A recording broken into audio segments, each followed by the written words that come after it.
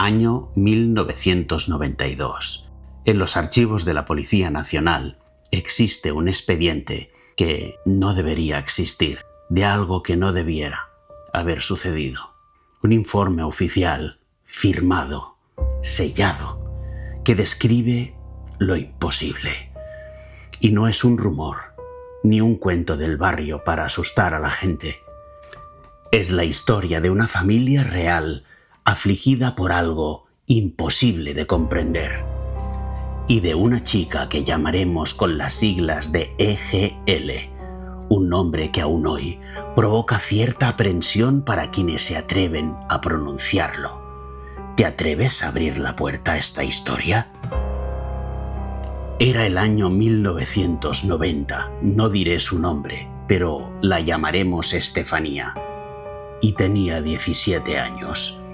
Era una adolescente como cualquier otra. Quería viajar y llegar a ser veterinaria.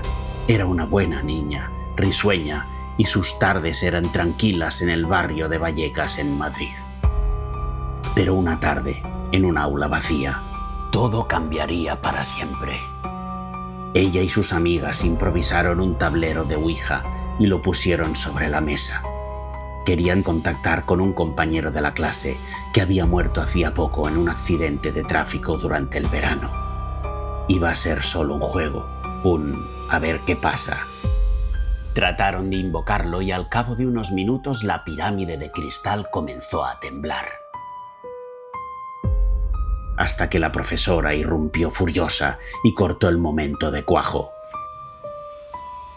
Entonces la pirámide de cristal en el centro de la Ouija estalló en pedazos y, según lo que dijeron los testigos ahí presentes, juraron haber visto cómo un humo negro espeso se levantó de pronto del tablero de entre los cristales y se metió directo por la boca y la nariz de Estefanía, como si algo o alguien la hubiera elegido a ella. Estefanía se cayó desplomada al suelo y al cabo de unos segundos recobró el conocimiento sin recordar absolutamente nada. La profesora, convencida de que aquello había sido una pantomima, las regañó y las mandó a casa. Y esa misma noche algo se había despertado y Estefanía nunca volvería a ser la misma niña risueña que soñaba con ser veterinaria cuando llegara a ser mayor. De pronto, durante esa primera noche, comenzó a sufrir convulsiones que ya nunca desaparecieron. Todas sus noches Estefanía tiritaba y se agitaba como si algo tenebroso estuviera creciendo en su interior. Y comenzó a tener un terror absoluto a que llegara la hora de acostarse y los médicos no sabían encontrarle una razón. También, según dicen, la niña veía sombras que se arrastraban por las esquinas de su habitación y la agarraban de las extremidades, y los médicos tampoco sabían explicar el origen de los moratones que le salieron en las muñecas y en los tobillos, ni sabían cómo Estefanía podía escuchar voces que susurraban su nombre cuando llegaba la noche. Sus padres, desesperados, buscaron ayuda desde el principio, pero ni médicos, ni psiquiatras, ni ningún especialista podía encontrar una explicación racional a todo aquello. La tuvieron en observación durante días y los médicos vieron con sus propios ojos cómo en mitad de la noche a la niña algo la estiraba muy fuerte por las muñecas y por los tobillos hasta que los gritos y la extenuación la dejaban inconsciente. Y durante una noche de verano de 1991, Estefanía colapsó. Sus ojos se entornaron en blanco y su cuerpo rígido como siempre, como si alguien o algo tratara de romperla estirándola a 1 metro del suelo. Se la encontraron sus padres al volver del trabajo tendida en su cama, con las ropas rasgadas y unos moratones espantosos en las extremidades. Aún respiraba, pero murió 3 horas después en el hospital. En el informe médico solo escribieron 3 palabras: muerte por causa desconocida. Pero la muerte de Estefanía no fue el final de esta historia, fue solo el principio de algo perturbador. Tras su muerte, la casa de los G.L. se convirtió en un infierno. Comenzaron a escuchar golpes retumbando en las paredes durante la noche.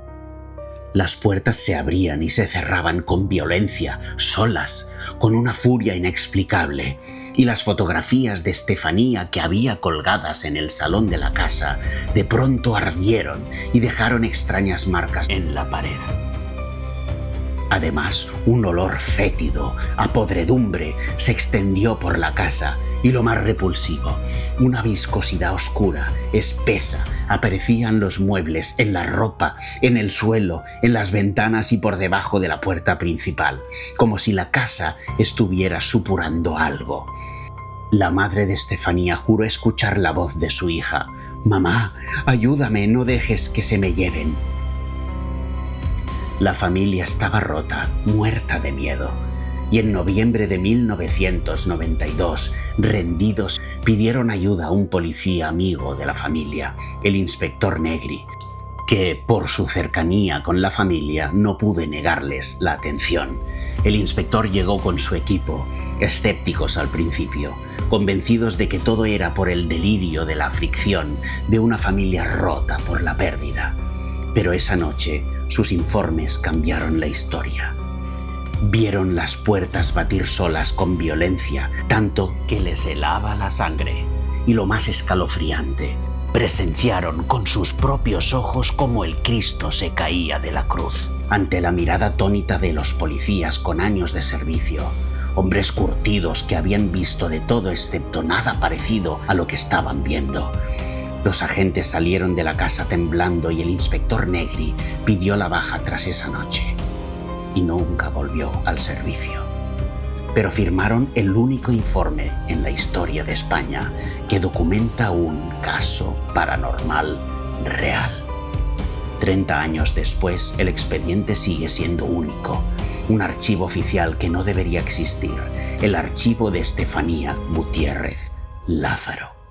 La casa sigue aún en pie, pero está vacía y los vecinos aseguran que en algunas noches todavía se puede escuchar algún portazo. Pero sobre todo, cuando cae la noche, parece escucharse la voz de una chica pidiendo ayuda.